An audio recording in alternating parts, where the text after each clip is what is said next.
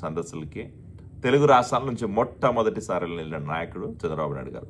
1997 సంవత్సరంలో chief minister అయిన 2 సంవత్సరాల కాలంలోనే వరల్డ్ ఎకనామిక్ ఫోరం దావోస్ పర్యటనకి వెళ్ళి ఆ రోజు మన రాష్ట్రంలో ఉన్న వనరుల గురించి, మన యూత్ దగ్గర ఉన్న నైపుణ్యం గురించి, మన రాష్ట్రంలో ఉన్న రిసోర్సెస్ గురించి, మన రాష్ట్రంలో ఈరోజు ఐటీ కానీ, లేకపోతే ఆటోమొబైల్ కానీ, మెకానికల్ కానీ, లేకపోతే ఫార్మా కానీ, లేకపోతే రియల్ ఎస్టేట్ రంగంలో కానీ అన్ని రంగాల్లో మనకున్న వనరుల గురించి ఎక్స్ప్లెయిన్ చేసి రాష్ట్రానికి పెట్టుబడులు ఆకర్షణ ధ్యేయంగా మొట్టమొదటిసారి 1997 సంవత్సరంలో ఈరోజు చంద్రబాబు నాయుడు గారు ఆ రోజు పర్యటన చేశారు. ఆ రోజు మొదలైన దావోస్ పర్యటన ప్రయాణం ఈ రోజు వరకు కొనసాగుతుంది.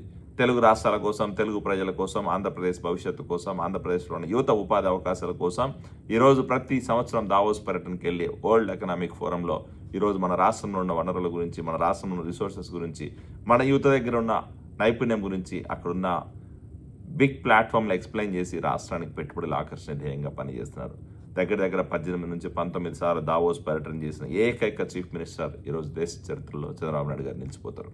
ఈరోజు దావోస్ పర్యటనకి వెళ్ళిన ప్రతిసారి రాష్ట్రానికి వేల కోట్ల పెట్టుబడులు తీసుకొచ్చిన చరిత్ర చంద్రబాబు నాయుడు గారిది.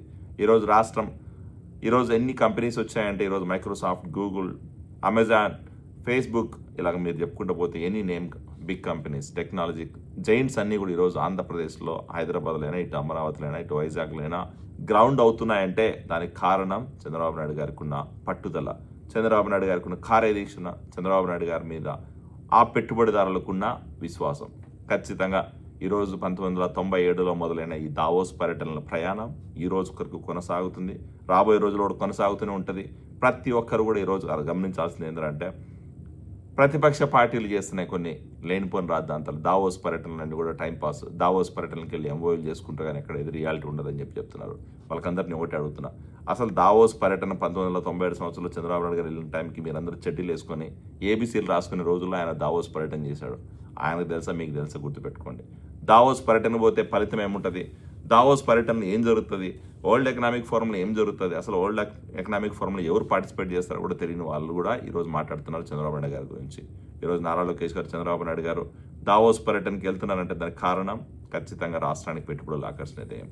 ఈరోజు మన రాష్ట్రంలో ఒక సమ్మిట్ జరిగినా, దేశంలో ఒక సమ్మిట్ జరిగినా మహా అయితే మన రాష్ట్రం నుంచి, దేశం నుంచి పెట్టుబడిదారులు వస్తారు కానీ ప్రపంచ దేశాల నుంచి పెట్టుబడిదారులు రారు. ప్రపంచ దేశాల నుంచి పెట్టుబడిదారులను ఆకర్షణ చేయాలంటే ఈ వరల్డ్ ఎకనామిక్ ఫోరం లాంటి సదస్సులు చక్కటి ప్లాట్ఫామ్. ఖచ్చితంగా ఈ వరల్డ్ ఎకనామిక్ ఫోరం ప్లాట్ఫామ్లో దగ్గర 150 నుంచి 160 దేశాల నుంచి ప్రతినిధులు వస్తారు, బిజినెస్ పీపుల్ వస్తారు, పెద్ద పెద్ద కంపెనీల్లో పనిచేసే CEO, CTOలు వస్తారు. డెసిషన్ మేకింగ్ చేసుకునే అవగాహన ఉంటుంది.